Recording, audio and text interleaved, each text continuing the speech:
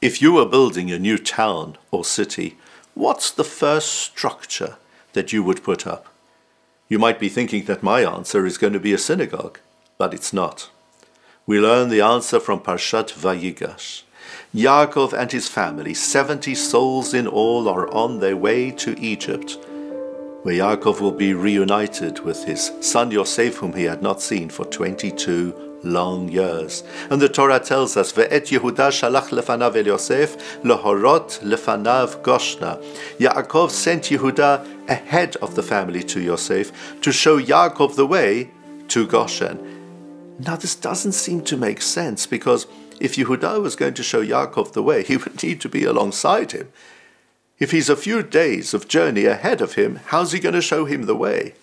So the Midrash in Breshit Rabbah, as brought down by Rashi, says, L'takein lo beit Talmud, shemisham teitzei hora'ah. Yaakov asked Yehuda to open a school so that education should flow from it. You see, the term lahorot means to show the way, but it also means to teach. Yaakov wanted to guarantee that on the very first day on which the family would arrive in Goshen, the children would have a school to go to.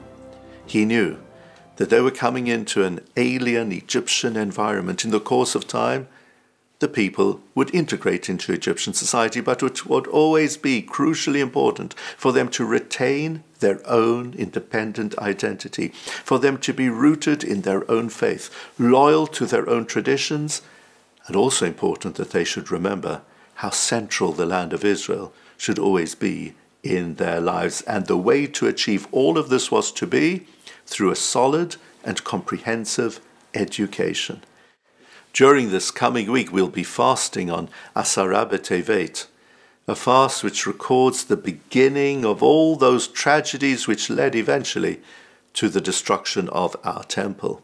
And in anticipation of that tragedy, Rabbi Yochanan ben Zakkai famously met up with Vespasian, the Roman governor, and he asked him, Tein li Yavne v'chachameha, please guarantee that as soon as Jerusalem will be destroyed, the Jewish people will have a school in Yavne so that they can go there in order to learn about their tradition. In the absence of Jewish education, there can be no Jewish future. Every key term relating to the books that we learn and those who teach them all mean one thing, and that is learning. Torah, from that same word hora'ah, which is to study. Mishnah means to learn. Talmud, to learn. Gemara, it's the Aramaic for learning. A teacher is moreh. A parent is horeh. Everything is centered around the centrality and crucial importance of learning. With this in mind, the name that we give to our houses of prayer is shul, coming from the German meaning school. Yes, it's a place where we daven to Hashem.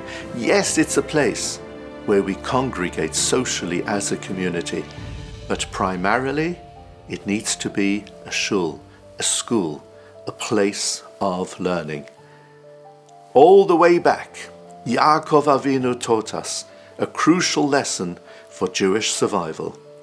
Successful Jewish communities are those which establish successful institutes for Jewish education. Shabbat Shalom.